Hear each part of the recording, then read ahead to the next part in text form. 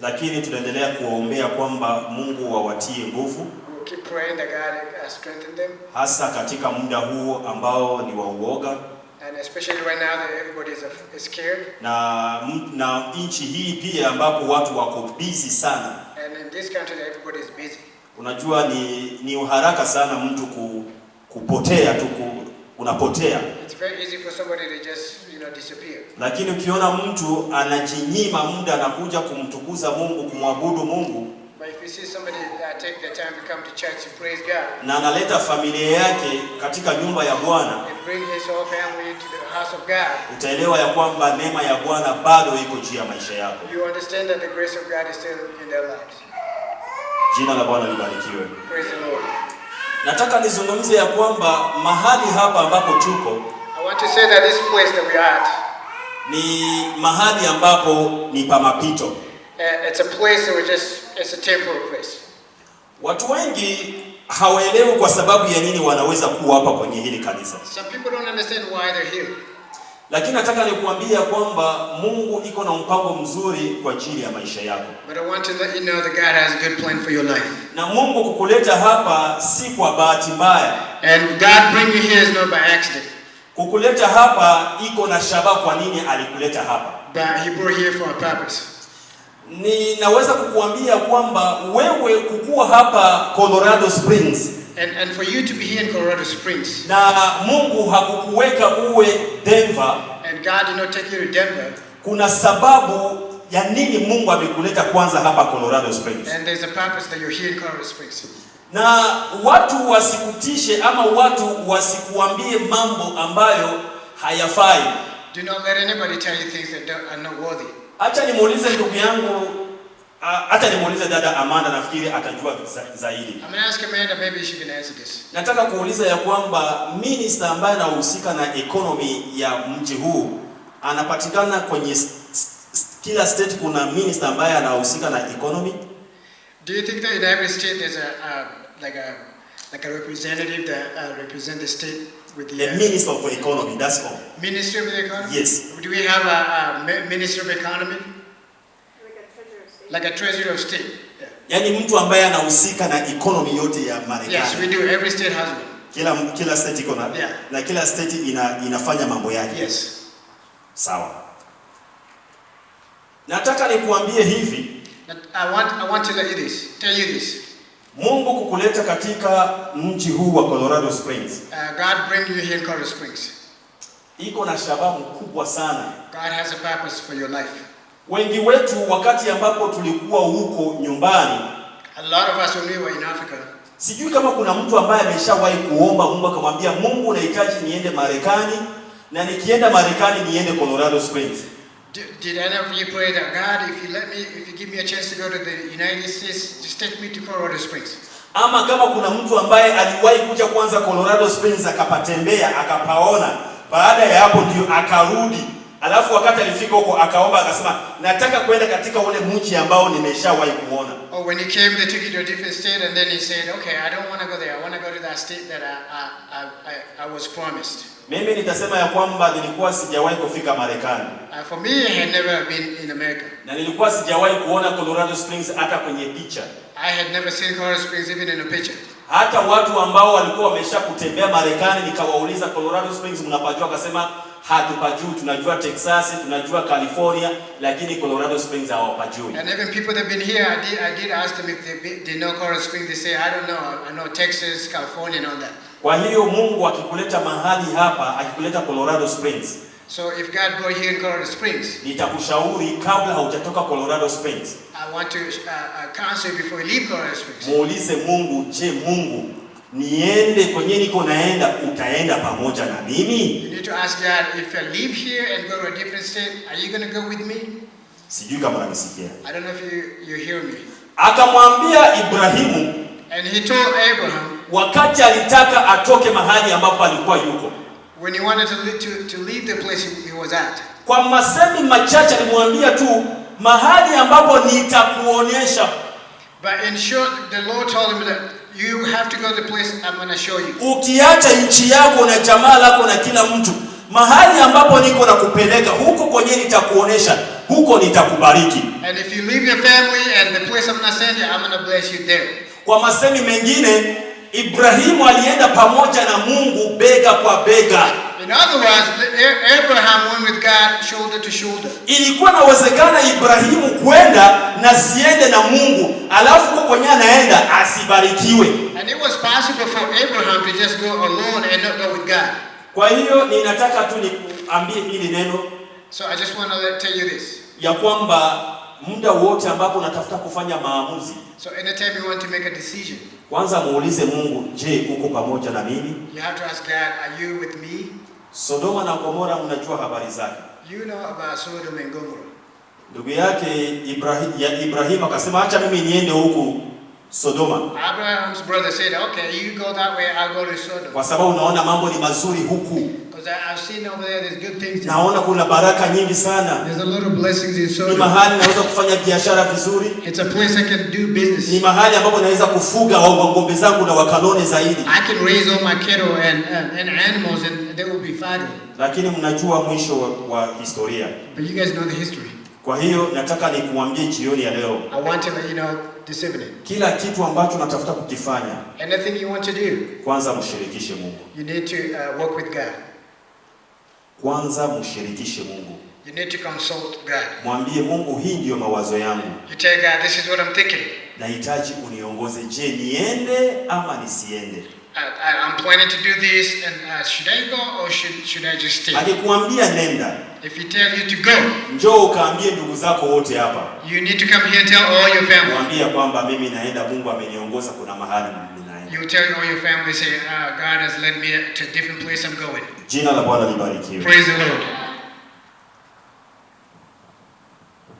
Naamini ya kwamba sisi wote hatuwezi kuwa wachungaji. And all of us can be pastors. Naamini ya kwamba sisi wote hatuwezi kuwa waevangelisti. All of us can be evangelists. Naamini ya kwamba sisi wote hatuwezi kuwa wazee wa kanisa. All of us can be elders in the church. Naamini ya kwamba sisi wote hatuwezi kuwa manabii. And all of us can be prophets. Na naamini ya kwamba sisi wote hatuwezi kuwa viongozi wa vikundi mbalimbali kanisani. And we can be leaders of different groups in the church. Lakini kitu kimoja ambacho tunakichangia ndio hiki. But one thing we share is this. Tunachangia ya kwamba sisi wote ni wana wa Mungu. We all are children of God. Hiyo ni kitu cha kwanza. That's number one.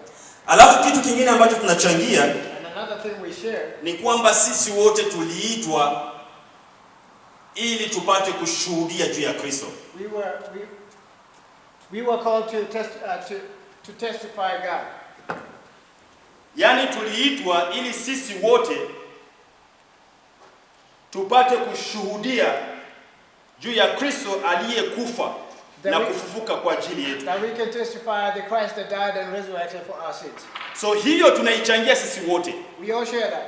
Na hiyo tumeitwa kufanya hivyo sisi wote. And we've been called to do that together. Lakini kisi tunaweza kufanya hivyo, but the way we can do that, ni tofauti tena. It's a little different also. Hallelujah. Hallelujah. Inawezekana ukayafanye tofauti na gisi mimi nitakavyofanya.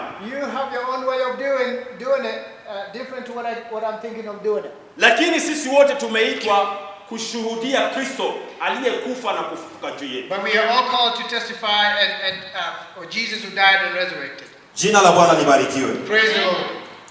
Kwa hiyo usijidharau. Do not be ashamed. Uko mtu ambaye uko wa maana sana. You are a very important person katika ufalme wa Mungu. In the kingdom of God. Tukiangalia wakati ambapo kanisa zimeanza, when we look at how the church started, tunaona ya kwamba haiko wa mitume ndio ambao walianza kuanza kanisa la kwanza. It's true that the disciples did not start the first church. Wakati ambapo walikuwa wakiteswa, kanisa linateswa. When the church was being persecuted, watu walienda, people left. Kwenye walienda, wherever they went, wakajikuta ya kwamba tayari wameanza kanisa. They just found themselves started a church. Wameanza kanisa. They started a church. Alafu wakatoa habari kwenda kwa wamitume ya kwamba huku tayari kanisa limeanza. And then they would send the news like, hey, we just started a church over here. Unafikiri ya kwamba walikuwa ni wamitume? Do you think they were disciples? Unafikiri ya kwamba walikuwa ni wachungaji? Do you think they were pastors? Walikuwa ni watu kawaida kama jinsi wewe. They were ordinary people just like you and me. Lakini kwa sababu walikuwa na wito, But because they had that call, kwa sababu walimpenda Kristo, because they loved Jesus, hawakuangalia mambo haya ambayo yanatusumbua siku ya leo. they were not worried about all the things that bother people today. Walijua ya kwamba tu katika mateso, na hii mateso ni kwa sababu ya Kristo, kwa sababu tumemwamini Kristo. They knew that all the suffering is because of Jesus and because we believe in him. Walifika mahali na wakaanza kazi ya Bwana. They got there and started God's work. Wakasema hapa tunakusanyika. And they said we're going to gather here. Sisi tuko watoto wa Mungu. We belong to Jesus. Wakaanza kama ni kuimba. And they started singing. Wakaanza kama ni maombi. They started praying. Kama walisoma neno. They read the Bible. Mimi na wewe sijui. I don't know. Lakini kanisa likaanza. But the truth is the church. Wakati ambapo lilianza, when it started, wakarudi sasa kwa wamitume. They came back. They went back to na kuambia kwamba kazi ya Bwana imeanza huku. And they would tell them, hey, we just started a ministry there. Na wamitume wakaenda kuangalia kazi. And the Jesus disciples went to make sure. Yes. And they celebrated. Jina la Bwana libarikiwe. Praise the Lord. Hallelujah. Hallelujah. Hivyo pamoja na wewe. And the same way with you. Naamini ya kwamba hapo uko kwenye transit. You are just passing by. Kuna siku, kuna saa, kuna nyakati. There's a time and there's a moment. Ambapo Mungu atawatuma mahali fulani. God is going to send you somewhere else. Wamoja watajikuta wako Canada. Some people will be in Canada. Wengine watajikuta wako Europe. Some people will go to Europe. Wengine watajikuta wako Africa. Some people will go back to Africa. Wengine watajikuta wako kwenye states mbalimbali. Some people will go to different states. Lakini mahali kote ambapo Mungu atakupanda, but whenever God will send you, utaota. You will be there. Utaota. You will grow. Kwa sababu ya haya mafundisho madogo ambayo tuko nawapatia hapa. Because of the little teaching that we give you here. Unaweza kuyadharau. You can disrespect. Lakini acha nikuambie ukweli. But I want to tell you the truth. Ya kwamba unaweza kuota. You can grow. Hata na haya mafundisho madogo ya dakika 30 ambayo tunawapatia hapa. Even with this little preaching that we get here. Kitu kimoja ambacho unahitajika. The one thing that you need to follow. Inahitaji humility. Unahitaji uvumilivu. Unyenyekevu. You need humility. Unahitaji unyenyekevu. You need it. Unahitaji. In order to stand. Ndio uweze kusimama. Just humility. Unyenyekevu. And say, God, na useme Mungu, I'm not going to use Godship here, or I'm not going to compare to yourself. Mimi sitajilinganisha na wewe. God, Mungu, I don't want to go beyond the boundaries of your will. Sitaki kupita hatua ambayo umeniwekea. But I will stand. Lakini nitasimama. In humility. Kwa uvumilivu. And use me. Na unitumie. For your glory. Utukufu wako. God will use you. Na Mungu atakutumia. Mightily.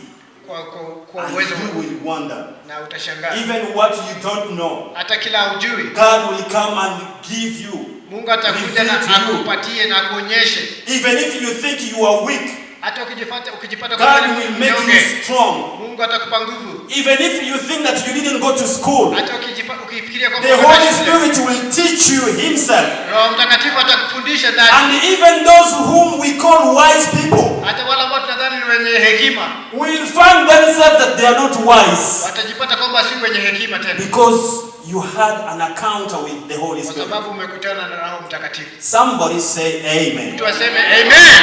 Somebody say amen. Mtu aseme amen. I believe that even tomorrow if you go somewhere. Naamini kwamba hata kesho ukienda mahali pengine. Maybe when you go back to Africa. Hata ukirudi kule Afrika. You just go to visit your parents for 1 month. Umeenda kutembelea tu wazazi mwezi mmoja. When you come back here. Ukirudi hapa. Utatuambia umeanza hata chumba cha maombi huko. You will tell us that you just started a church in Africa. Naamini hiyo. I believe that. Naamini utaenda. I believe you go there. Ukifika huko, when you get there, utaita ma neighbors. Utaita majirani. Unawaambia hapa kuna maombi nimeanza. Utawaambia kwamba I just started a church here. Kila jioni tutakuwa tunakutana hapa. We will start a church right here. Niko na mwezi mmoja hapa. I'm here for a month. Lakini katika mwezi huu mmoja, but in this 1 month, nataka huduma ambayo nimeiacha huko niache hapa. The ministry that I started over there to live here. Nataka nikuambie hivi. I want to tell you this. Hautarudi hapa kabla hizo habari haujatuletea nazo hapa. You're not going to go back and not bring us that good news. Na utashangaa. And you'll be amazed. Hiyo huduma ambayo umeianza huko. That ministry you started up there. Imesimama, It will be imekomaa, it will grow. na hata imeshinda ya hapa. And it's bigger than this one here. Mtu mmoja tu ndiye aseme amen. Somebody say amen. Okay, wawili basi waseme amen. Or 2 people say amen. Okay, basi watatu, wanne, watano. Or 3 or 4, 5 say amen. Mubarikiwe sana. Be blessed. Tunaenda basi katika maandiko matakatifu. We're going to read a scripture. Na siku ya leo tuko katika Warumi 8. We're going to read Romans 8. Romans chapter 8. Warumi 8. And verse 1. Mstari wa kwanza. What the Bible says. Biblia inasemaje? Therefore, Sasa there is now no condemnation for those who are in Christ Jesus. Hakuna hukumu kwa wale ambao kwa Kristo.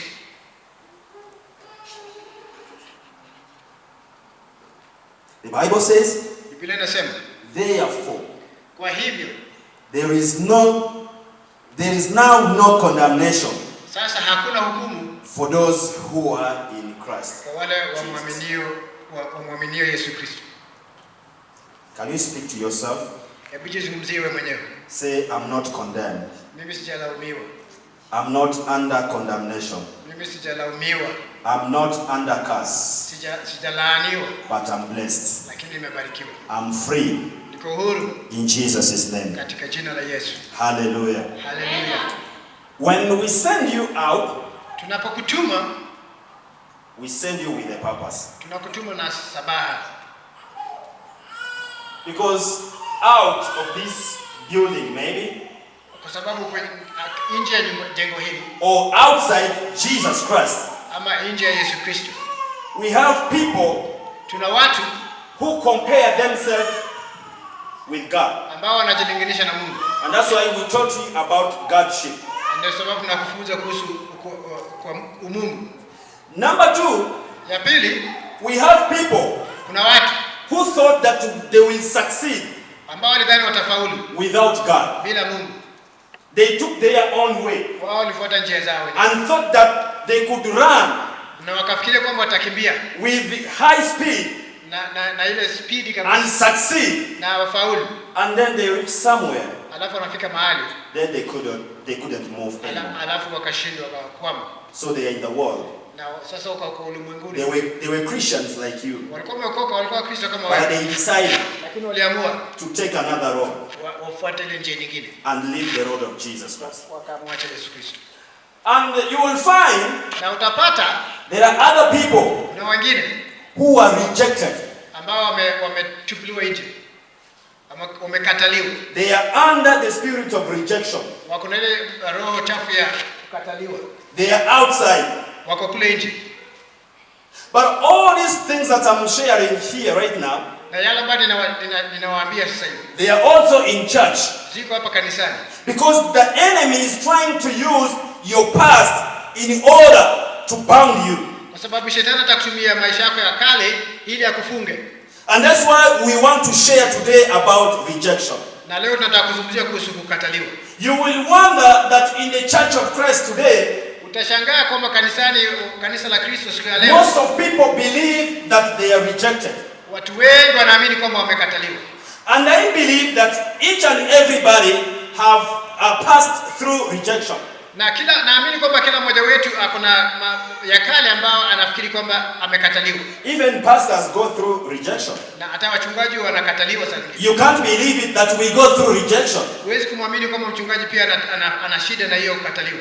For example, if I call a meeting, a prayer meeting, kwa mfano nikiita maombi, and you don't show up, na hauji, what am I going to say? Utasemaje? Am I going to praise myself that I'm loved in this church? Utasema je, nimependwa kwenye kanisa hili? No. Hapana. I will say I'm not loved. Utasema sijapendwa. I'm rejected. Nasema nimekataliwa. Because I called for a meeting, for a prayer meeting. Kwa sababu niliita maombi, and you didn't come. Ukakataa, tukapuuza. That means you rejected me. Inamaanisha kwamba ulinipuuza mimi. You rejected the plan. Umepuuza ile mpango wetu. But the difference is this. Na tofauti ni hii. The way I will solve my rejection, Na mimi vile nasuluhisha hiyo kupuuzwa. The way I will deal with my rejection. Na vile ninashughulikia kukataliwa. Is different from the way the world can deal with rejection. Na ni tofauti na vile wa ulimwengu wanajaribu kusuluhisha kukataliwa. And that's the difference. Na hiyo ni tofauti. Because sometimes we go through a difficult moment. Na kuna wakati tunapitia magumu.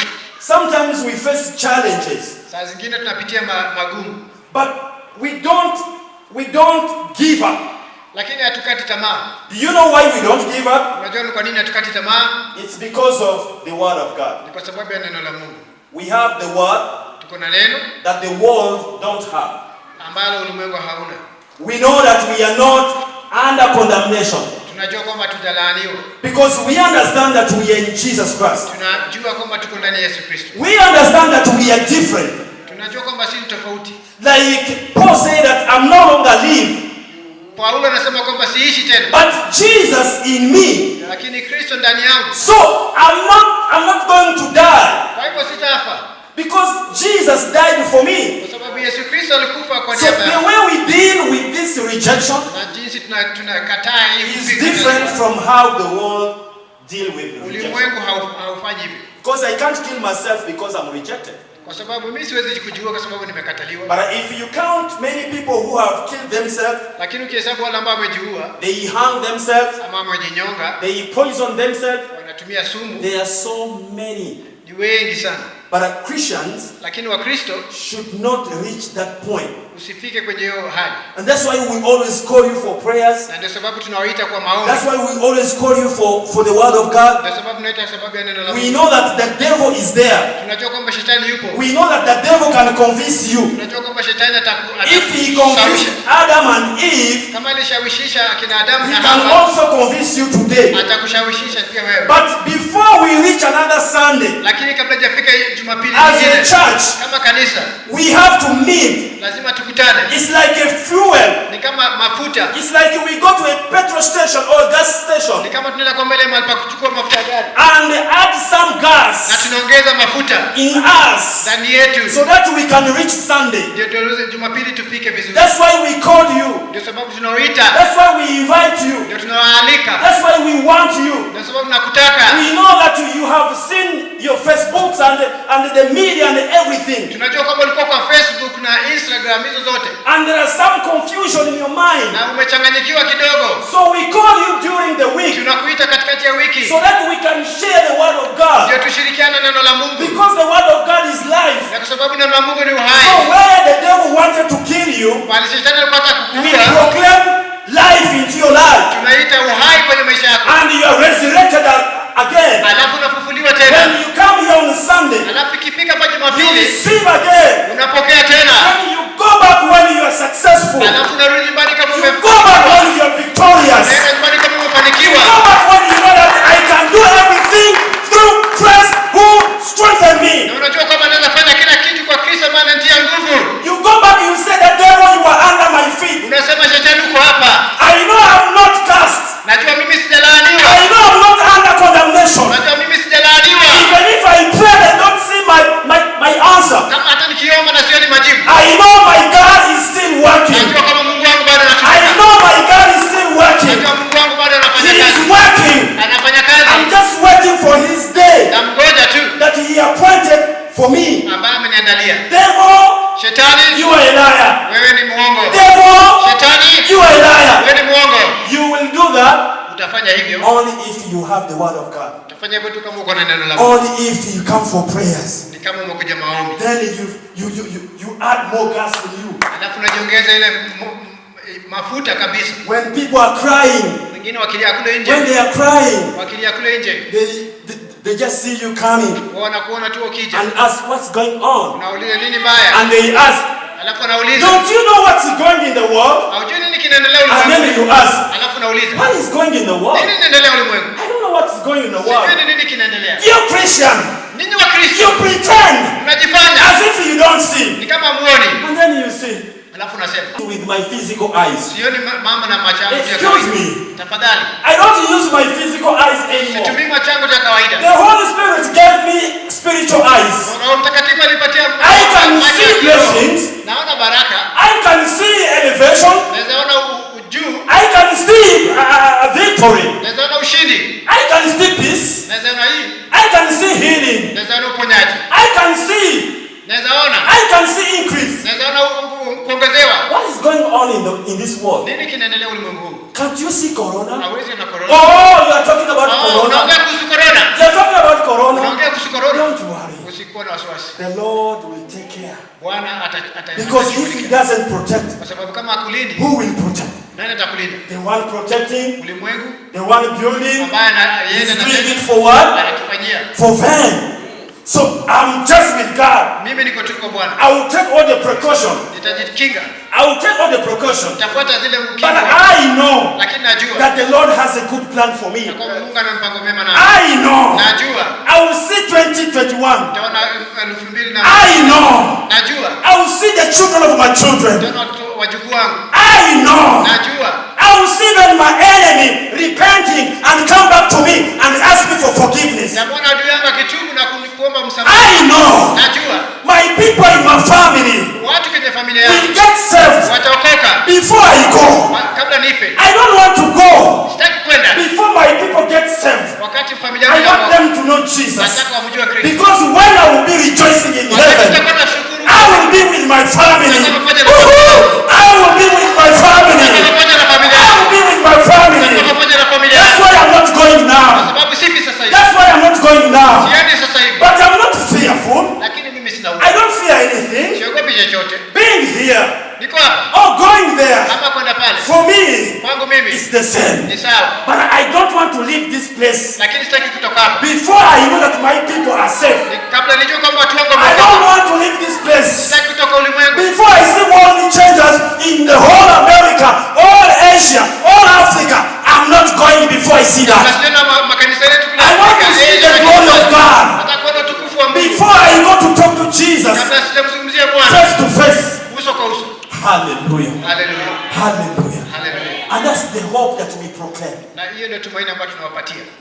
And it's just by the grace. It's just by the grace of God. Praise the Lord. Now what is rejection?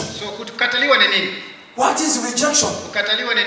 Rejection is the act of not giving someone the love and attention they want and expect. Kukataliwa ni kutomwonyesha mtu mapenzi na kumwonyesha kwamba heshima ambayo anahitaji. Hello. Amen. Sometimes in churches, unajua kwa makanisa mengine we experience rejection. Tunapatana na kukataliwa. Do you know? Unajua? Sometimes we experience rejection in the church. Hata kanisani unaweza kataliwa. And you may think maybe rejection comes because people are not there. Sasa zingine unafikiri kwamba kukataliwa tu ni kwa sababu watu hawapo. No. Sio hivyo. We have billions of people in this world. Kuna watu mabilioni kwenye ulimwengu. But to have somebody that you can call a friend. Ukiona mtu ambaye unamwita rafiki. But to get somebody who can say I love you. Na kupata mmoja ambaye anasema nakupenda. Deep from the bottom of his heart. Kutoka ndani ya moyo wake kabisa. And say James I love you. Nasema James nakupenda. And really you walk with me for 3 years. Na tutembea pamoja miaka mitatu. And I love you. Na kusema kama nakupenda. It's a grace. Ni baraka. It's a grace. Look at Jesus. Hebu muangalie Yesu. Jesus is asking. Yesu anauliza. Peter, do you love me? Anauliza Petero, unanipenda? Hallelujah. What can you think about that? Unafikiriaje hiyo? God, Jesus, the God of hope, Jesus is asking Peter, do you really? Mungu ambaye ni Yesu Kristo anamuuliza Petero, je, unanipenda? Praise the Lord. Amen. Sometimes when we are in churches, wakati mwingine tuko kanisani. You know, I believe everyone here ninaamini kila mmoja wetu hapa needs favor from his pastor. Anahitaji ile neema kutoka kwa mchungaji wake. You need favor from your pastor. Unahitaji ile kibali kutoka kwa mchungaji. And I'm not talking about pastor when I'm just mentioning me. Sizungumzi tu kuhusu mchungaji ni kusema ni mimi. I'm a worldly changer. Mimi ni nabadilisha ulimwengu. When I talk about church, I talk about church, not only this one. I talk about church in the world. Nikizungumza kanisa naongea kanisa ulimwenguni. When I talk about pastor, I don't talk about me. Nikisema mchungaji sio mimi. I talk about other pastors. Nazungumza kama kuhusu wachungaji wengine. Because I know this is a transit. Najua kwamba hii tu ni barabara. After some years you have another pastor. Baada ya miaka fulani kutakuwa na mchungaji mwingine. But what I fight for, lakini kitu napigania, I don't want you to go where you go. Sitaki uende mahali unaenda and put me in shame. Alafu niaibishe. No. Hapana. I want wherever you will go. Nataka mahali popote They utakapoenda. ask you who was your first pastor. Watakuuliza mchungaji wako wa kwanza alikuwa nani? Where do you come from? Umetoka wapi? And you say I come from Worldly Changes Worship Center and my pastor was Albert Majaliwa Chokola and his number is 719-43401 and then they say wow. Nataka ukienda kwa popote kutoka wapi? Sema pastor kutoka Colorado Springs. Mchungaji wangu ni wa World Changes anaitwa Albert Chokola Majaliwa na namba yake hiyo amesema. Praise the Lord. Amen. Praise the Lord. Amen.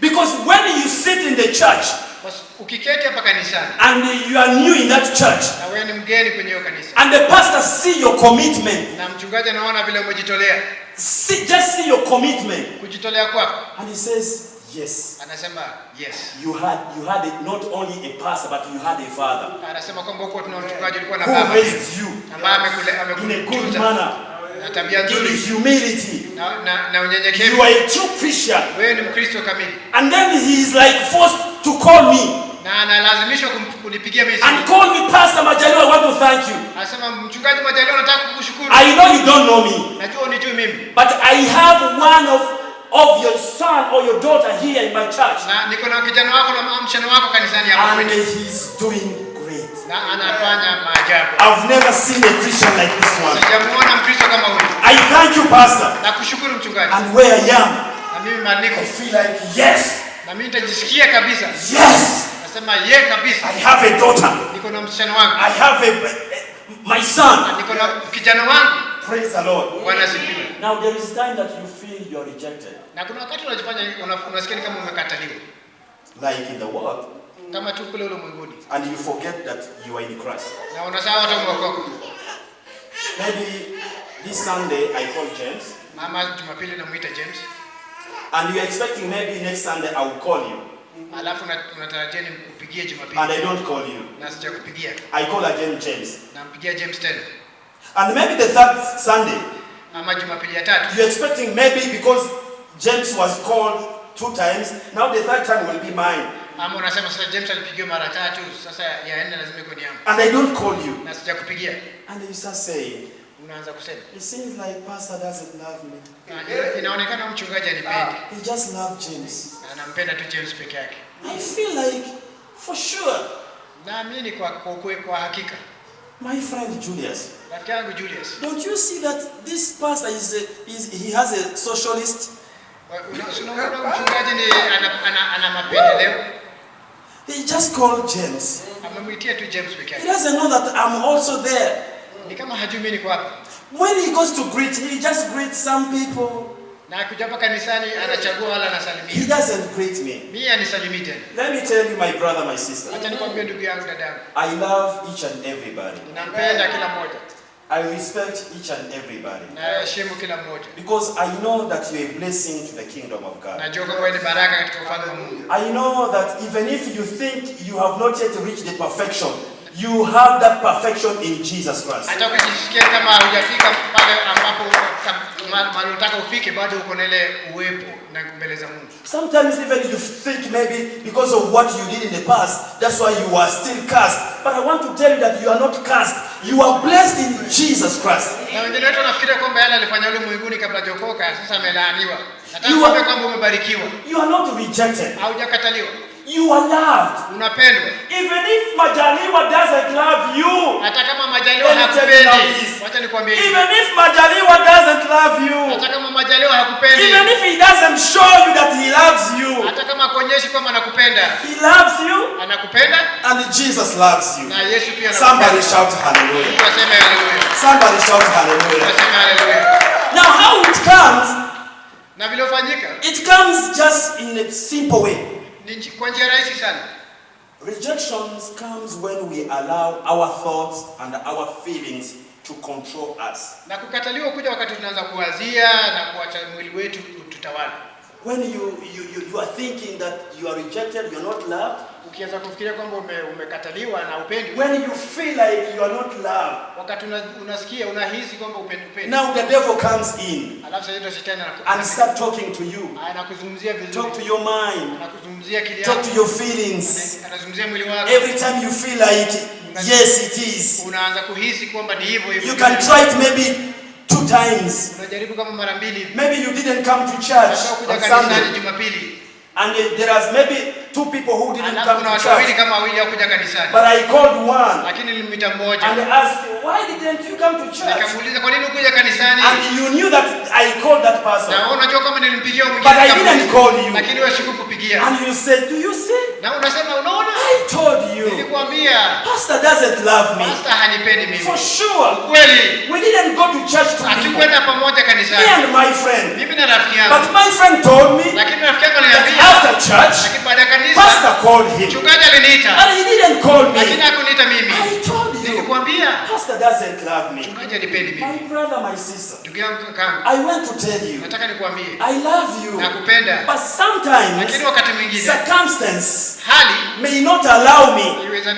Itaniruhusu. Maybe to call you. Kukupigia simu. Sometimes. Wakati mwingine. I may forget. Naweza sahau. I'm just a human being. Mimi ni binadamu tu. I'm just your father. Mimi ni baba. I'm just your pastor. Mimi ni mchungaji tu. I'm just a human Mimi being. ni binadamu. Understand me. Nielewe tafadhali. Understand me. Nielewe. But I love you. Lakini nakupenda. And even if you think I don't love you, hata kama unafikiri sikupendi, Jesus will push me to love you. Yesu atanisukuma nikupende. Jesus will kick me to love Yesu you. atanipiga kengo nikupende. That's how we are. Hapo ndio hivyo ndio. Because we are ambassadors of Jesus Christ.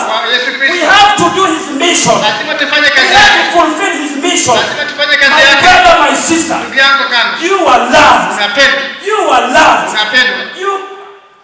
It doesn't matter. Haijalishi. Either by God. Unapendwa na Mungu. Even if people don't love you, hata kama watu wakupendi, understand that you are loved by God, jua who kwamba unapendwa created na Mungu heaven and earth, ambaye yuko who ulimwenguni. created everything we can see. Even if people can hate you, and God loves you, you are still higher level. You are higher level because you are loved by God, because you are loved by Jesus. Somebody say amen. Somebody say amen. Hallelujah. Hallelujah. You know, some people who try to leave this rejection circle, because it's a circle, Wengine wanakuwa na ile mzunguko ya kukataliwa. they become self-centered. Wanaanza kuwa na ile ubinafsi. Because they feel like they are rejected. Wanasikia kama wamekataliwa. Now they start to feel like they should make a circle of self-centered people. Alafu sasa wanaanza kusema kwamba wacha tu wazunguke tu, mzunguko tu na wale ambao wako kama yeye. He becomes self-centered. Anaanza tu kujiwazia tu yeye mwenyewe. When you call now for prayers, wakati tunaita maombi, I said, I'm not loved. Anaanza kusema sipendwi. I'm not going there. Siendi hapo sipendwi. Because I'm not loved. Kwa sababu sipendwi. If it's to pray, kama ni kuomba, I will pray from my house. Nitaomba tu kwa nyumba yangu. Because I'm not loved there. Wale watu wanipendi mimi. Let me tell you, my brother, my sister. Acha nikwambie dadangu kaka. Don't allow the devil usimruhusu shetani to control you. Atawala. Two are better than one. Wawili ni bora kuliko mmoja. Two are better than one. Wawili ni bora kuliko mmoja. Don't close yourself in your house. Acha kufunga milango kwa nyumba yako. Open your house. Fungua milango. Come and meet other brothers and sisters. Kuja kukutana na mandugu na wadada. Worship with them. Waomba pamoja na wao. There is power in unity. Kuna nguvu. Somebody say amen. Somebody say amen. People who are rejected, wala wamekataliwa, they feel like even if I go to church, hata nikienda kanisani, I can't give my tithe. siwezi kutoa zaka zangu. Why should I give tithe when I'm not loved? Kuna haja gani nitoe sadaka na zaka kama sipendwi? Let me keep my tithe here. Acha tu niweke hapa kwa kwangu. Until when I realize that I'm loved, wakati nitaona wananipenda, that's when I will start now giving my tithe. Hapo ndio nitaanza kutoa sadaka zangu. I love God, nampenda Mungu ndio. But these people people don't love me. Lakini tunaona kanisa Why should I give my tithe? Kuna haja gani nitoe sadaka? No, my sister. Sio hivyo dada. No, my brother. Sivyo ndugu yangu. You are loved. Unapendwa. And God needs you. Na Mungu anakuhitaji. God loves you. Mungu anakupenda. Do what God required you to do. Fanya kile Mungu anataka ufanye. Don't be self-centered. Acha kuwa na ubinafsi. Don't become God. Usijifanye Mungu. Don't go beyond the boundaries of God. Usiende kiwango Mungu hafiki. If you understand that you have to give tithe in the church, when you feel like you can, ukijisikia kama huwezi kutoa sadaka. if you feel that you can. Ukijisikia kama unataka kutoa sadaka. As a true Christian, kama Mkristo kamili. to support the work of God. Kuendelesha kazi ya Bwana. By giving your tithe. Kutoa sadaka yako. Even if you feel like you are not loved. Hata kama unafikiri kwamba upendi. Say, devil, wewe sema shetani. I know. Najua. You want to block my blessings. I understand I'm a Christian. I'm filled with the Holy Spirit. I know that all the money I have does not belong to me. It's God who gave me. And God wants me to give Him some. I will give Him. Even if people don't love me, I will give Him. Come with your tithe. Give to God. Don't give to people. Give to God. God will bless you. God will open more doors for you. God will redeem even your family. God will deliver you from all the boundaries of the devil. From all the chains of the devil. God will deliver you. Praise the Lord. Don't become self-centered. No, refuse that. Hallelujah. Hallelujah. Hallelujah. Hallelujah. Now, how do you break that rejection? Sasa unavunja hiyo kukataliwa na uvujaji. Because we say that everyone can go through rejection. Na tumesema kwamba kila mmoja anaweza kujisikia kwamba amekataliwa. You can experience rejection. Unaweza hisi kukataliwa. Praise the Lord. Bwana asifiwe. Praise the Lord again. Hallelujah. The way that you can break this, jinsi ya kuvunja hii, is simple. ni rahisi. And I will give it to you. Nitakupa sasa hivi. Hallelujah. Hallelujah. Let's first go to Genesis chapter 4. Twende kwenye Mwanzo sura ya 4. Genesis chapter 4. Mwanzo 4. Quickly. Haraka. Genesis chapter 4. Mwanzo 4. From verse 3 to 5. 3 mpaka 5.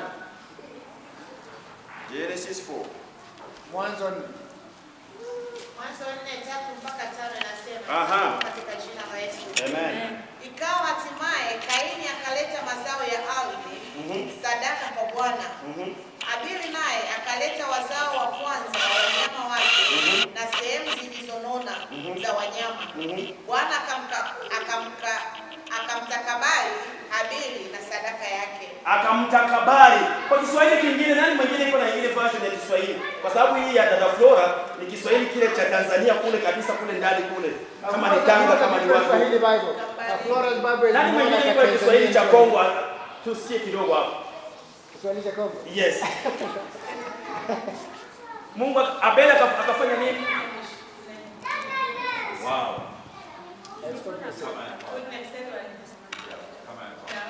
Yeah. Ikasema aje? Hapo mwisho tu hapo.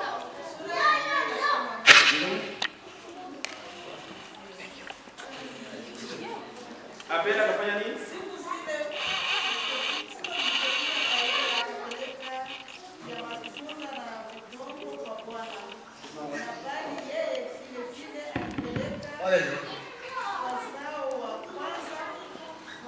Kweli hapo ndio tuwacha kale kadogo tu hapo. Bwana akaheshimu habari na zabihu yake. Akaheshimu zabihu, mambo ambayo Abeli alimtolea Mungu. And God accepted Abel's sacrifice. Kwa masemi mengine, Mungu akapenda, in other words, God loved sadaka ya Abeli, the offering that Abel akachukia sadaka ya Kaini. Cain's offering. Unaona jinsi Kaini alijisikia? Do you see how Cain felt? Unaweza kujirepresent, unaweza kujiimagine jinsi Kaini alijisikia. You can imagine how Cain felt. Mwisho wake ilikuwa nini? What happened?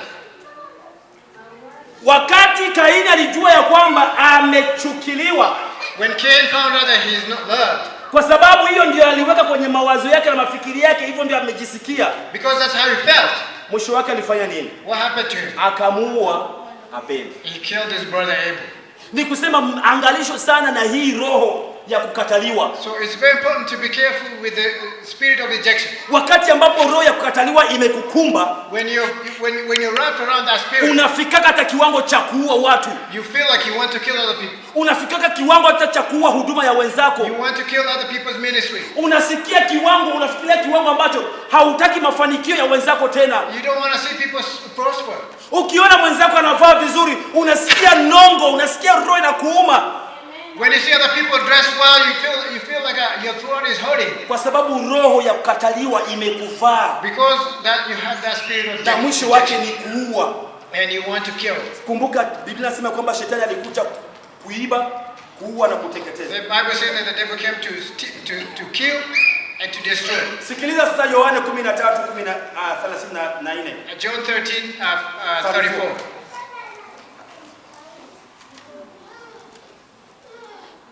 John 13:34. John 13:34. Yohana 13:34 inasema. Aha. Tasoma kwa jina la Yesu. Amen. Amri mpya nawapa, mpendane. Kama vile nilivyowapenda ninyi, nanyi mpendane vivyo hivyo. Amen. Yesu ndiye anatuambia sasa. Anatuambia tusiruhusu hii roho ya kukataliwa ituongoze. And Jesus said, do not allow that spirit to lead you. Usifikiri ya kwamba umekataliwa. Do not think that you're rejected. Usifikiri ya kwamba umechukuliwa. Do not think that you're hated. Kuchukiliwa. To be hated. Lakini wewe jipe moyo ujue ya kwamba unapendwa. You need to to encourage yourself and know your love. Kaliambia kanisa mupendane. And Jesus said, he told the church to love one another. Mpende kaka yako. Love your brother. Mpende dada yako. Love your sister. Ukimpenda ndugu yako, when you love your brother, huwezi kumtendea machafuko. You cannot do evil to them. Ukimpenda kaka yako, when you love your brother, huwezi kumwangusha katika dhambi. You cannot allow him to fall in sin. Utamtafuta muda wote. You will try to find him umwambie kaka usianguke katika dhambi hii. And say, do not fall on this. Utamsaidia. You will help him. Utamuinua. You encourage him. Na ukikuwa uko na siri ambayo uko nayo kwa ajili ya dada yako, but if you have a secret about your brother, kaka yako, or your brother, utaitunza. You will protect kwa him. sababu unajua ya kwamba unapoibomoa, and you know if you blow unamuua, you're killing him. Kwa hiyo ni wajibu wako wewe, so it's your duty kumlinda, to protect, na kumsaidia, and to help him. Hiyo ndio itaonyesha kwamba unampenda. That's how you show you love somebody. Sio kupenda kwa midomo. Not just saying in words. Watu wengi wanapenda kupenda kwa midomo. Some people like to say a lot of words. Dada ninakupenda. I love you. Kaka ninakupenda. I love you. Nikikupa mgongo. And let's give you my back. Unanizomea. And when I leave you start, talking about me. Jina la Bwana libarikiwe. Amen. Hivyo ni vibaya sana. It's wrong.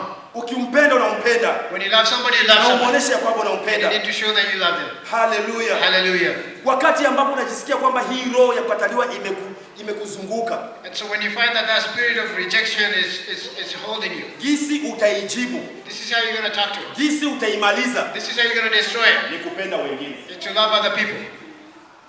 Hello. Hello. Ukijisikia kwamba umekataliwa, when you feel that rejection, ukisikia kwamba watu hawakupendi, when you feel like people don't like you, wewe nenda ukawapende. go love them. Hiyo ndio siri kubwa. That's the secret. Mimi hawanipendaki. Oh, they don't like you. Swali langu ni hili. My question wewe is, unapendaka nani? who do you like? Hello. Hello. Tuulizane. Let's ask each other. Unaposema kwamba mimi unaniona hapa. When they say, when you know me, watu hawanipendaki kisi unaniona hapa. A lot of people don't like me. Mwa hiyo kanisa, in that church, watu hawanipendaki. They don't like me. Mimi naingia kama mipeke. I just come by myself. Mimi natoka mipeke. And I just leave again. Naingia mipeke. I go in. Natoka mipeke. And I leave again. Watu hawanipendaki. Nobody likes me. Acha nikuambie siri. So let me tell you. Unatoka hivyo. When you go to church and just go and leave. Tafuta mtu ambaye utajifungia hapo. You need to find somebody you can talk to. Hello. Hello. Tafuta mtu mwenye utajifungia hapo. Find somebody you can talk to. Ukue kama vile asmaku, ukue kama vile magnet. Magnet. Yes, magnet. Yeah, you Be like a magnet. Angalia mkanisa mzima. Look at the church. Tafuta watu, angalia. Look around. Useme nani mwenye nitajikunjia hii wiki? Who am I going to talk to this week? Nasema acha nijikunjie kwa Samuel na waza. Let me look around. I'm going to talk to Samuel. Enda mtafute. Go find him. Mwambie Bwana asifiwe. Say, praise the Lord. Bwana asifiwe mpendwa. Praise the Lord, brother. Nimekupenda sana. I love you, brother. Nasikia roho yangu nakupenda sana. I feel my spirit loves you very much. Kwanza nilikuwa nataka tuongee pamoja. I wanted to talk to you a little bit. Mjifungie kwa huyo. Get, connect yourself to him. Wakati ambao utajifungia kwa huyu mtu, When you're connected, naye pia atajifungua. he will open up. Akijifungua, When he open up, atakufungulia ingine milango. and then he open up other Utakuja doors. kujikuta ya kwamba You find yourself. kanisa lote limekupenda The whole church kwa loves you sababu ya mtu mmoja because of one person ambao umejifungia hapo. who you are connected with. Jina la Bwana libarikiwe. Hallelujah. Usiruhusu roho hiyo, ni roho ya shetani That's ya kufikiri ya kwamba haupendi. The spirit that tells you that you don't love it's a spirit of the devil. Na ujipende mwenyewe. And first of all, you need to love yourself. Hallelujah. Amen. Watu wengine wanakuwa wanajikataa. Some people just don't like Nani themselves. mwenyewe anaweza kunipenda mie? Or who's going to like me? Ona mie wote. Just look at me. Uniangalie na mie. Look at me. Jipende kwanza. You need to love yourself first. Ukisha jipenda, When you love yourself first, watu watakupenda. everyone else will like you. Jina la Bwana libarikiwe. Amen. Tunaenda katika Waefeso 1. Ephesians 1. Ephesians chapter 1. Efeso 1. Ephesians 1. Hii roho ni roho mbaya sana hii. This is a very bad spirit. Na ndiyo maana tunapaswa kuipiganisha. We need to destroy it. Kwa sababu hauwezi enda nje You cannot go out there wakati ambapo watu wa nje wanajua kwamba wamekataliwa. when everybody out there knows that they're Na wewe ambao unaenda kuambia juu ya Kristo unajua kwamba unafungwa na hiyo roho ya kukataliwa. And when you go tell them about Jesus, Sasa you have the utamwambia same nini? spirit of rejection. What are you going to tell them? Utamwambia upendo wa Kristo uaje How are you going to tell them the love of Christ? wakati ambapo na wewe mwenyewe unajua kwamba unachukiliwa. And yourself, you know you're rejected. Unapaswa kwanza kutoka, unajua kwamba mimi nimependwa. You have to live here knowing that Hii you're upendo loved. ambayo niko nayo. And this love that I Ndio maana have, wapelekea hao That's what watenda I'm- dhambi that's au what I'm taking wapagani, those sinners out there. wapelekea upendo wa Kristo ambao mimi niko I'm nayo. taking that love of Christ that I have. Lakini mara nyingi Most of the time, sisi wenyewe tunakuwa tumejikataa. we already rejected Sasa ourselves. tukiwatuma mwende nje, So when we say you're out there, nasema hivyo labda ni ya hao. and you just say, no, that's not for me. That's Kumbe for hii them. roho ndiyo ambayo imekufunga. So it's this spirit that's binding you. Bado haujafunguliwa. You're not open yet. Waefeso 1:3 Ephesians 1:3. inazungumza kwa sababu ya vitu vichache. It talks a little bit about a few things. Haleluya. Amen. Jambo la muhimu ni kuamua ni nini ambayo unachoamini. The most important thing you need to decide what do you believe in. Na unapaswa kuamini ni neno la Mungu peke yake. And the word of God is what you need to believe in. Usiamini maneno ya watu. Don't believe what people tell you. Watu wengi wameamini maneno ya watu na wakashindwa. A lot of people believe other people and Lakini watu wengine waliamini neno la Mungu but some people believe the word of na God wakashinda. and they're victorious. Jina la Bwana libarikiwe. Tusomee Waefeso 1:3 tutasoma kwa jina la Yesu. hadi 8. Hadi 8. Atukuzwe Mungu Baba wa Bwana wetu Yesu Kristo. Sikiliza vizuri kwa sababu hii ndio ambayo utaenda nayo leo. Ukitaka usisikilize nyingine yote nilisema, lakini hii ya mwisho ndio uende nayo siku ya I leo. want you to listen to that carefully. This is what you're going to take home tonight. Forget about everything I said. Aliyetubariki kwa baraka zote za rohoni. Aliyetubariki kwa baraka zote za nini? Za rohoni. That blessed us with all the heavenly blessings. Katika ulimwengu wa roho ndani yake Kristo. Katika ulimwengu wa roho ndani yake Kristo. Soma katika Biblia yako. With all spiritual blessings in heavenly places in Christ. Kama vile alivyotuchagua katika yeye kabla ya kuwekwa misingi ya ulimwengu. According to Wow. the way he chose us from the foundation. Kumbe tumechaguliwa. So we've been chosen. Kumbe tuko wachaguliwa. So we've been chosen. Kumbe tumebarikiwa. So we are blessed. Kumbe tuko watu wa maana. So we are very important people. Dada, endelea usome. Hiyo imenipendeza. Ili tuwe watakatifu, watu wasio na hatia mbele zake katika pendo. Wow. Ili tuwe Watakatifu. kumbe tuko watakatifu. So we are holy people. Kumbe tuko watakatifu. So we are holy people. Tumechaguliwa. And we've been chosen. Tumebarikiwa. And we've been blessed. Kabla ya misingi tulikuwa tumechaguliwa. Before the foundation of the world, we were blessed. Na Mungu akatuona kwamba tuko watakatifu. And God said that we're blessed. Jichapie makofi makubwa. Mstari wa 5. Verse 5. Kwa kuwa alitangulia kutuchagua alituchagua ili tufanywe wanawe kwa jina ya Yesu Kristo, sawasawa na urithi wa mapenzi yake. Kumbe tulikuwa wana wa Mungu toka zamani. So we've been children of God from the beginning. Kabla hata tujaokoka. Even before we were born again. Alikuwa ametuchagua tayari.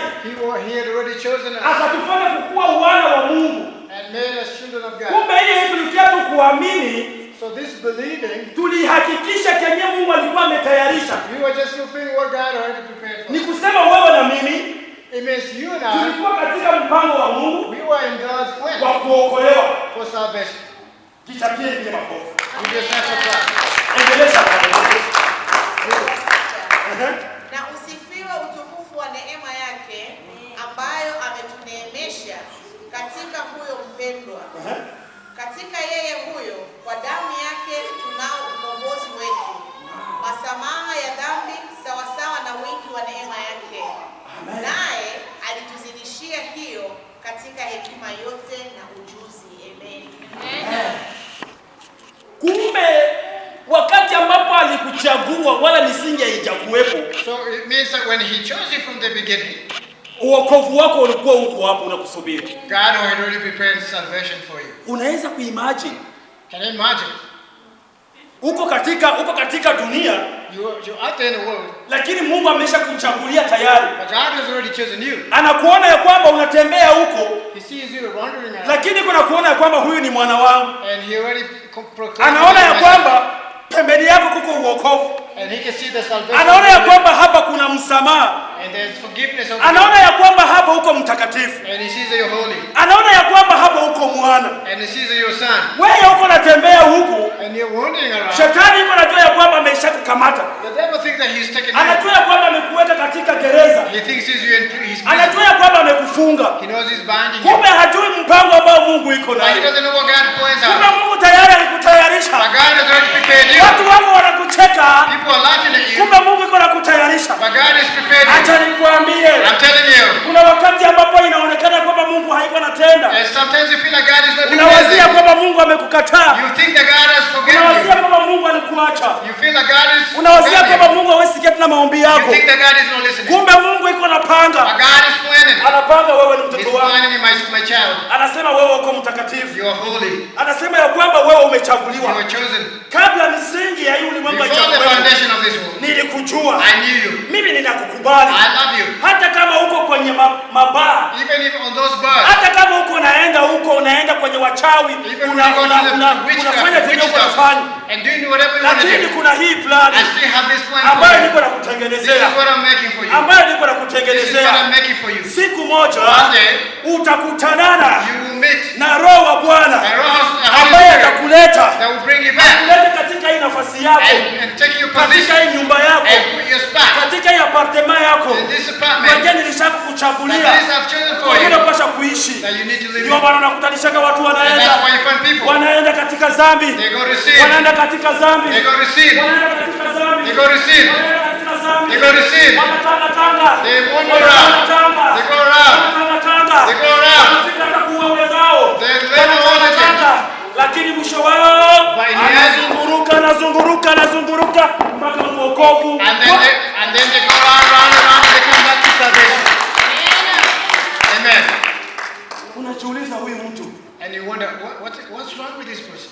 nini ambacho kimemtokea? What happened to him? Na huyu mtu akiokoka, And when these people get saved, anaokoka kweli kweli, they are born again. anaokoka kweli kweli, They are born again kwa sababu alikuwa alichaguliwa because they were chosen kabla hata misingi haichukua. even before the foundation. Hii ndio akina Paulo. This is like Paul. Hakuna mtu alijua kwamba Paulo anaweza kuokoka Nobody na knew. awe mtumishi wa Mungu Nobody akitangaza knew that Paul kifo was born again and na become a kufufuka servant. kwa Yesu Kristo. Amen. Kama ingekuwa ni wewe na mimi, If it was you and I, tungempiga mawe. we would have stoned him. Tungesema wewe mtenda dhambi, We would say, you sinner, wewe mtenda dhambi, wewe sinner, usisogelee, don't come close to me. usitupake dhambi zako. We don't want your sin. Kumbe upendo wa Kristo But the love of Christ unaenda unamtafuta is chasing him mahali kote kwenye iko. every place he was going. Anasema wewe uko wangu, You're mine. Hata kama unafanya dhambi, It doesn't matter if you hata kama sin. unagaagaa katika Even dhambi, if you live in sin. lakini wewe uko wangu. But you belong to me. Kumbuka ya kwamba niko na mpango mzuri Remember, I kwa have a good ajili ya maisha plan yako. for your life. Kuna mahali kwenye There's nimekutayarishia, a place kuna I've mahali prepared ambapo for you. nimekutayarishia. There's a place I've prepared for Biblia you. inasema hivi, This is the Bible says, katika moto in na fire katika maji and in water, nitakuwa pamoja na I will be wewe. with you. Acha nikuambie jioni ya Let leo, me tell you tonight, kuna matumaini ndani yake Yesu there's Kristo. hope in Christ. Alikuchagua, He chose you. anakujua, He knows you. amekupenda, He loves you. amekufanya kuwa huru, He freed you. amekuokoa. He saved you. Uko mtoto wa Bwana, You are a son of uko God. mtoto wa Mungu. You are a child of Hakuna God. kitu ambacho kitakutenganisha There's nothing which pamoja na separates you upendo wa from Mungu. the love of God. Simama kwenye miguu yako. Stand on your feet. Simama kwenye miguu yako. Stand on your feet. Ninataka maombi ambayo utayaomba siku ya leo I want when you pray tonight, ni maombi ya shukrani. let's just think, Mwambie Bwana, najua kwamba thanksgiving. mimi sijakataliwa. Just tell God, I know I'm not rejected. Hii roho ya kukataliwa mimi naivunja This siku ya spirit leo. of rejection, I break it right Najua now. kwamba mimi nimependwa. I know that I'm loved. Namjua kwamba mimi ni mtakatifu. I know that I'm holy. Najua kwamba mimi sina dhambi yoyote ile. I know I don't have any Najua kwamba sin. nimebarikiwa. I'm blessed. Najua kwamba nimechaguliwa. I'm blessed. Najua kwamba nimesamehewa. I know I'm Dhambi forgiven. zangu zote My zimesamehewa. sins are forgiven. Kwa maana nimemwamini Kristo Because I believe in kwa Jesus. Bwana Mwokozi wa maisha yangu. That He's my Lord and Anza Savior. kuongea sana Kristo. Just start talking to Jesus Anza right kuongea now. na Kristo. Start talking to Anza Jesus right kuongea now. na Kristo. Tell Jesus right now. Nakupatia muda uongee na Kristo. I'm giving you a minute to Kataa pray. kila hii roho yote ya kukataliwa. Refuse that spirit of Kataa rejection. hii roho ya kukuweka chini. The spirit of rejection. Mwambie Bwana, naamini kitu kimoja. I just believe one thing, Lord. Najua kwamba nimebarikiwa. I'm blessed. Najua kwamba nimechaguliwa. I'm chosen. Najua kwamba mimi ni mtakatifu. I know I'm holy. Najua kwamba sina kosa yote. I know I'm forgiven. Najua kwamba nimependwa. I know I'm loved. Najua kwamba nimekubaliwa. I know I'm accepted. Najua kwamba nimeokoka. I know I'm saved. Najua kwamba nimesamehewa. I know I'm forgiven. Maana niko ndani ya Kristo. Because I'm in Christ. Hakuna tena condemnation yote. There's no condemnation. Na wewe Mungu ulisema, And God, you said, hautaniacha. you will not leave me. Hautaniacha. You will not leave me, Lord. Hautaniacha. You said you Na will leave me. hautanikataa. And you will not leave me. Thank Ushukuru huyo you. Yesu. Thank you, Jesus. Ushukuru huyo Yesu. Thank you, Jesus. Oh, asante Yesu. Thank you, Lord. Asante Yesu. Thank you, Lord. Asante Baba. Thank you, Father. Asante Baba. Thank you, Father. Inua mkono wako. Lift your hand up.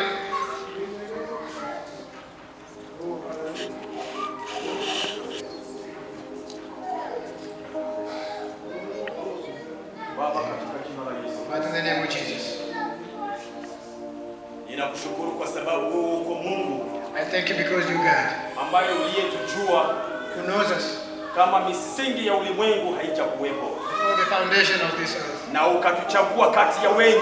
And you chosen us among many.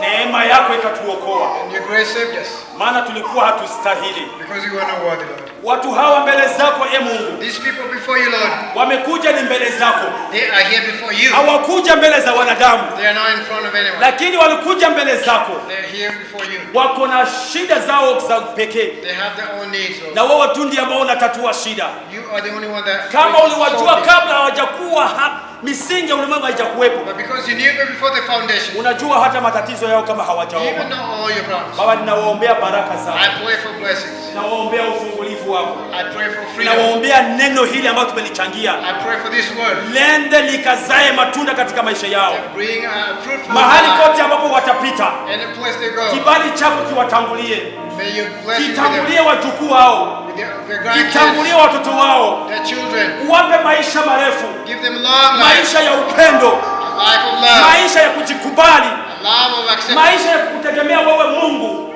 a life to depend on you, Lord, uliyeumba mbingu na nchi. who created the heavens and earth. Milango yote ambayo ilikuwa ilifungwa kwa ajili yao Anything that was closed, ifunguliwe, be open now. na huduma zote ambazo wako nazo And all the ministry they nazo have, pia zifunguliwe. be open.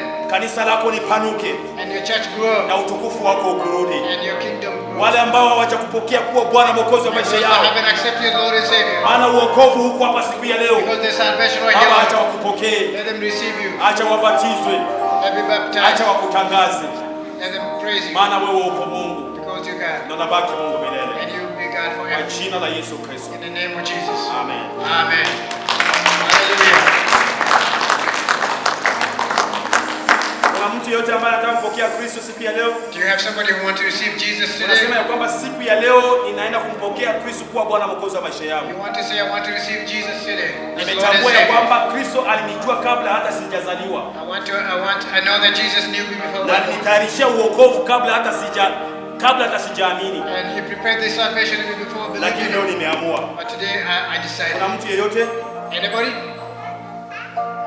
Basi tuchapie Bwana makofi makubwa kwa sababu. Hallelujah. Basi Mungu wa mbinguni awabariki. May God in heaven bless you. Na awabariki mno. And a lot. Muwe wenye nguvu na bidii. Tuendelee kupambana. Be stronger. Kwa maana tuko katika vita. Because we are in a fight. Lakini tutashinda. We will win.